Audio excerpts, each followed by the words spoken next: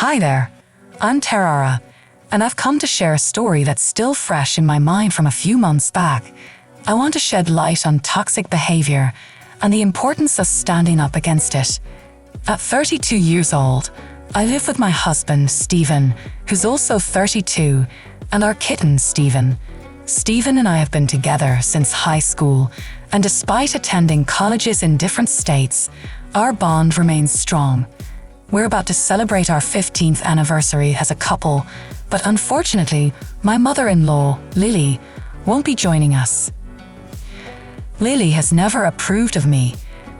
She's always favored her two sons, Stephen and his older brother, Sen, showering them with attention since birth. They adored her so much that they failed to recognize her controlling and manipulative nature. As they grew older, Lily's stringent rules became suffocating for her teenage sons. They weren't allowed to date, socialize, or even have sleepovers. Sen rebelled against her restrictions, often getting into trouble. Despite his defiance, he stood up for his now-wife, Jessie, when Lily attempted to intimidate her.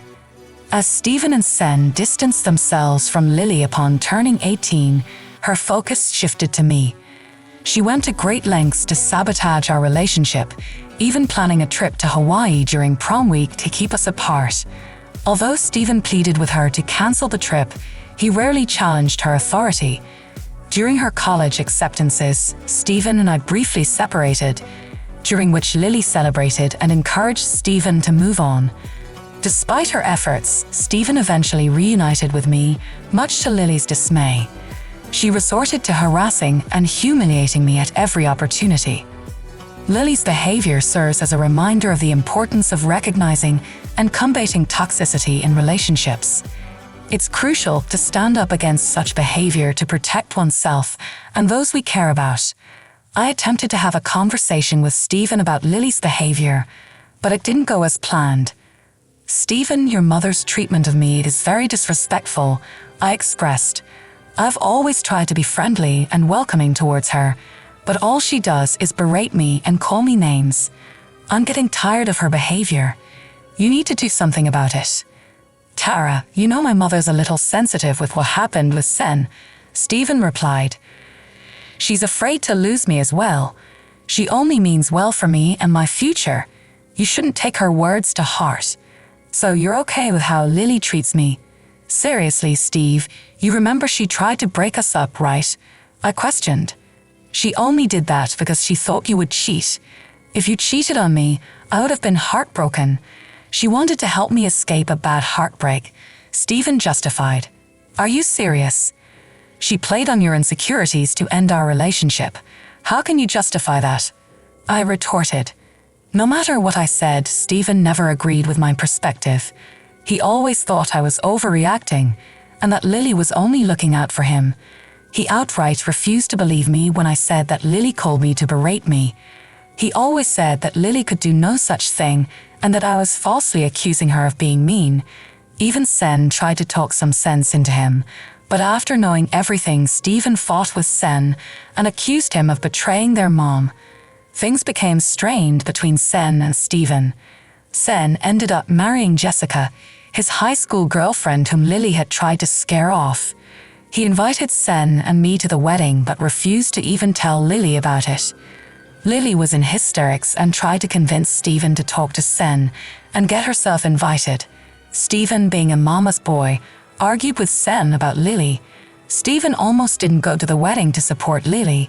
However, I asked him, "Do you really want to boycott the wedding to support Lily?" Considering what she did to Sen and Jessie in high school, she still complains about Jessie and insists that she took Sen away from her. Why should they invite her to their wedding? Look, you didn't know the whole story. It was a big misunderstanding. She was trying to do what she thought was best for Sen. Moms can get carried away sometimes, but she's ready to mend bridges. We're family, and we shouldn't hold grudges against each other, he responded. It's their wedding, and they can choose who to invite. It's not your place to make those requests. We need to respect their decision, I countered. After a lot of back and forth, he finally agreed to attend the wedding. I was happy. thinking things might start to change. He witnessed how happy Sen and Jesse were without Lily's interference. They moved far away and organized the wedding to prevent Lily from showing up. Lily went ballistic when Stephen showed her the pictures, crying on his shoulders and making him stay with her for a month. Stephen even cancelled our Colorado trip to make it up to her. I was heartbroken by how he handled the situation. However, I knew that we loved each other deeply, and breaking up wasn't an option anymore. All I hoped for was that Stephen would see the light and come to his senses about Lily's horrific behavior. Fast forward to 2 years ago, Stephen finally proposed to me, and I said yes. Lily was upset but put on a happy face for him. Later, I discovered that Lily refused to give Stephen her engagement ring because she was convinced I was a gold digger and that our marriage wouldn't last. I must admit I adore the ring Stephen picked out for me. As engineers, we both earn well, and he was more than capable of buying the ring himself. Plus, I'd much rather wear something he chose than any of Lily's jewelry. Wedding planning turned into a disaster. Lily inserted herself everywhere she could, from cake tasting to venue searching. She detested my ideas and even attempted to change the theme. She called my vintage theme boring and tacky.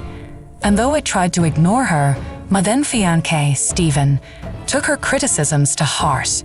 Stephen and I meticulously considered every decision we made. I finally had to put my foot down and talk to him about it. This is getting ridiculous. We're the ones getting married. Your mom needs to give us space to decide on our own. I don't need her input on everything. She dislikes everything I choose. You need to tell her to back off, I insisted. Tara, Mom just wants the best for us. She's been to more weddings than us, and I'm sure her input will be valuable to us in the future. You know she couldn't attend Sen's wedding. She just wants to enjoy mine, Stephen reasoned. You know what? She deserved to be uninvited from Sen's wedding. That was all her fault. Just because Jesse didn't allow her to interfere, I will not include her in everything. She's welcome to come along, but saying mean things about my choices is unacceptable. This is our wedding, Stephen. She already had hers, I argued. Much coaxing and begging, Stephen finally decided to tell Lily to back off. She threw a fit but toned it down a little. Sadly, Stephen prioritized her choices and changed many things. Initially, I felt pretty sad, but I also knew it was Stephen's day, so I went along in a few places to avoid more trouble. I hadn't yet developed a strong backbone, and Stephen was too engulfed in the fog to think clearly. The wedding turned into another disaster when Lily showed up in a white dress that was so sparkly and lacy, everyone could see it was a bridal gown. Thankfully, Stephen realized the problem with her dress and insisted she changed before the ceremony. She tried to play dumb and claimed she didn't have another dress. At that point, my maid of honor and best friend produced a pale blue gown that fit Lily perfectly. Knowing she was planning to wear white, I went shopping and bought her a decent dress out of my own pocket. Lily was out of excuses and had to wear the dress during the reception. She made tearful speeches about losing her babies to awful women, targeting both me and Jess because they were avoiding her. Lily also disparaged our relationship and tried to portray herself as the poor mother-in-law. The wedding guests looked awkward, and even her family was mortified. My maid of honor promptly took the microphone away and started to lighten the mood. During our honeymoon, Lily called us continuously, crying about feeling lonely. At one point, she was calling us 6 times a day. When she couldn't reach Stephen, she called me, accusing me of keeping him away from her. She insisted that no matter what I did, Stephen would always choose her over me. I know how greedy you are, Tara. All you want is his money. You cannot accept it.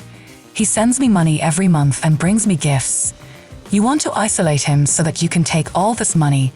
I will not let that happen. He has been taking care of me since his father died 10 years ago. Lily accused. I don't care if he looks after you. You were his mother, so it's natural he will send you money. I earn pretty well for both of us, so I don't want his money anyways. You need to stop accusing me of such things. I responded firmly. Shut up, Pearl. You can fool him, but I know what type of woman you are. Now hand over the phone to my baby immediately. I need to talk to him right now, Lily demanded. This was just one of the many conversations I had with her throughout the honeymoon. We returned home and had to deal with her crying for days because we didn't take her on our honeymoon. Imagine my surprise when she scolded my husband for going without her. Anyway, as usual, Stephen did everything to console his mother and ignore my problems. I was slowly learning to put up with her tantrums and speak out for myself. Everything was going more or less okay until a few months ago when I found out that I was pregnant with our first child. We were both ecstatic, and Stephen wanted to tell Lily immediately. I was a little uneasy about it, but decided to let it go. I was sure she would be happy for her first grandbaby. Boy, was I wrong. The moment she knew, the waterworks and screaming started. She said I was baby trapping him and taking him away from her. It was all part of my grand scheme. She was sure I cheated on Stephen and was passing off the baby as his. My husband did his best to calm her down, but she refused to listen to him. By this point, I grew increasingly weary of Lily's antics. Her outbursts persisted for 2 weeks before she decided to pay us a visit. She arrived early in the morning and let herself in with a spare key. Lily seemed overly joyous about our baby and even attempted to shower me with gifts. Stephen was elated, believing Lily had finally accepted the baby. However, the reality was far from that. I felt uneasy about her newfound happiness and opted to remain cautious. Later that evening, Lily offered to make us some tea, claiming it would help warm me up since it was getting chilly outside. Stephen was sincerely grateful for her kindness, giving me an "I told you so" look. Deciding to investigate, I excused myself and went to check on Lily in the kitchen. I observed her making tea and adding something from a carton. Both my husband and I are lactose intolerant, so we only use a specific brand of oat milk for our tea. The carton Lily used was not the one we normally use. While she used the oat milk for 1 cup, she poured from the suspicious carton into the other.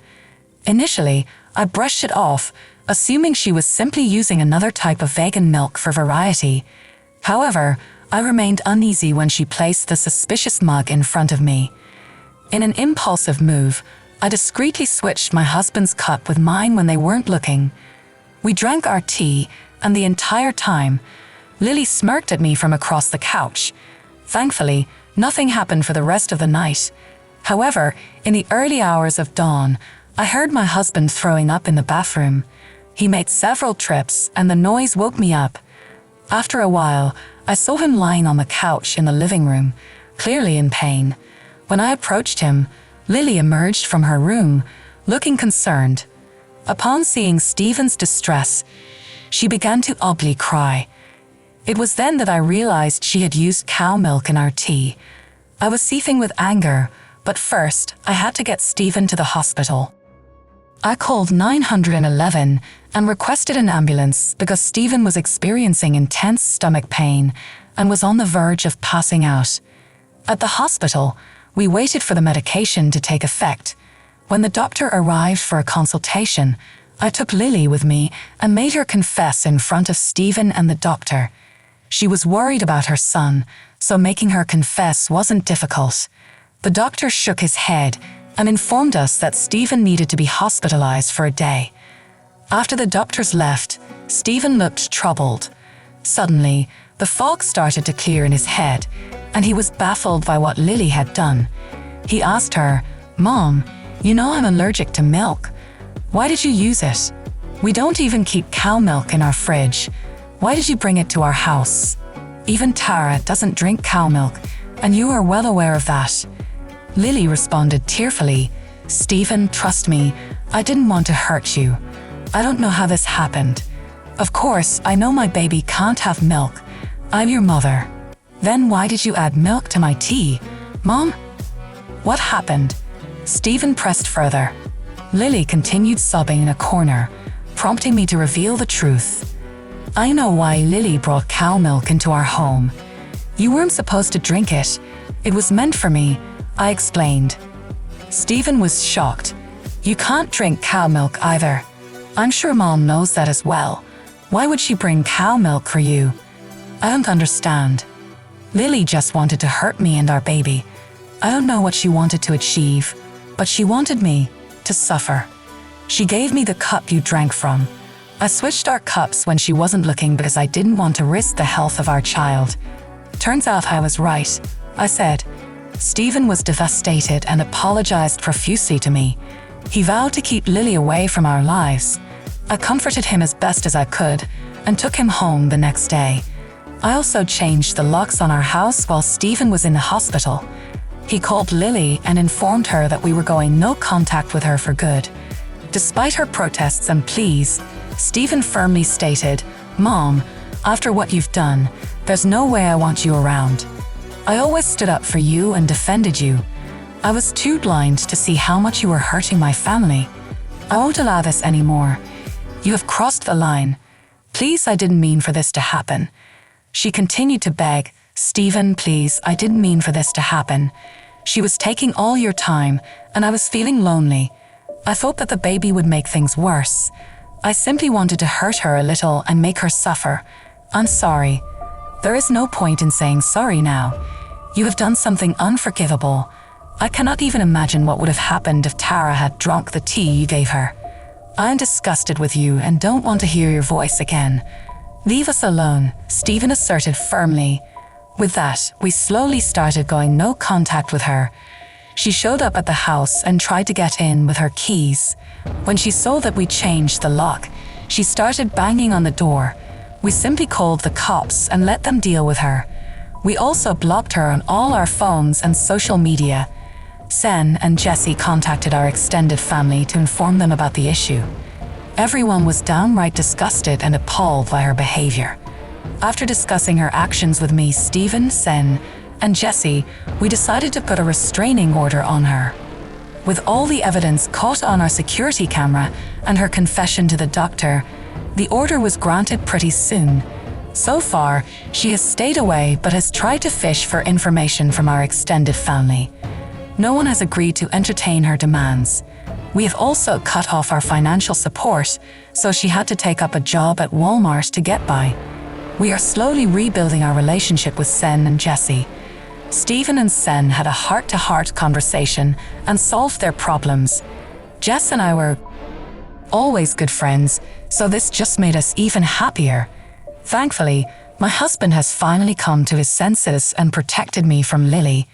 We are now pretty happy and eagerly waiting for the birth of our child. To be on the safe side, I reminded my husband that I won't allow Lily to ever have a relationship with our child. To my surprise, he agreed to this condition immediately. We've been enjoying the peace in our household after Lily is gone for good. We might just move to the city after our child is born. I am not sure what the future will bring, but I am positive we will get through everything together. As time passed, our lives settled into a new rhythm. With Lily out of the picture, our home became a sanctuary of peace and tranquility. Stephen and I focused on preparing for the arrival of our child, cherishing each moment as we eagerly awaited this new chapter in our lives. The support from our extended family and friends bolstered our spirits, reaffirming our decision to sever ties with Lily for the sake of our well-being and the safety of our growing family. Sen and Jesse stood by us unwaveringly, their presence a constant reminder of the strength that comes from genuine love and understanding. As the due date approached, Stephen and I found ourselves filled with anticipation and joy, eager to welcome our little one into the world. Despite the challenges we have faced, our bond had only grown stronger, fortified by the trials we had overcome together. Finally, the day arrived when our child entered the world, filling our hearts with an overwhelming sense of love and wonder. Holding our baby in our arms, we knew that our journey was just beginning, filled with endless possibilities and boundless love. With Lily's toxicity firmly behind us, we embraced the joys of parenthood, cherishing each precious moment with our little one. Our home was filled with laughter and love, a testament to the resilience of the human spirit and the power of family. As our child grew, we made sure to instill in them the values of compassion, empathy, and strength, teaching them to stand up against toxicity and injustice in all its forms. Together, we created a loving and nurturing environment where our child could thrive and flourish, surrounded by the warmth of our love and the support of our extended family. In the end, our story was not defined by the challenges we faced, but by the love that triumphed over adversity, transforming our lives in ways we could have never imagined. And as we looked towards the future, we knew that no matter what obstacles lay ahead, we would face them together, united in love and bound by the unbreakable bonds of family. The moral of the story is the importance of recognizing and standing up against toxic behavior in relationships. It highlights the significance of setting boundaries, prioritizing self-care, and protecting one's well-being and that of loved ones from harmful influences. Additionally, it emphasizes the resilience of the human spirit, the power of familial bonds, and the strength that comes from overcoming adversity together. Ultimately, the story underscores the transformative power of love, empathy, and support in navigating life's challenges and building a brighter future. As we come to the end of this story, remember that every journey is filled with ups and downs. But it's how we navigate the challenges and embrace the triumphs that shape who we are. If you've resonated with this tale, don't forget to like, share, and subscribe for more inspiring stories and insightful content. And always remember, no matter what obstacles you face, you're never alone. Together, we can create a world filled with love, understanding, and compassion. Until next time, stay strong, stay resilient, and keep writing your own beautiful story.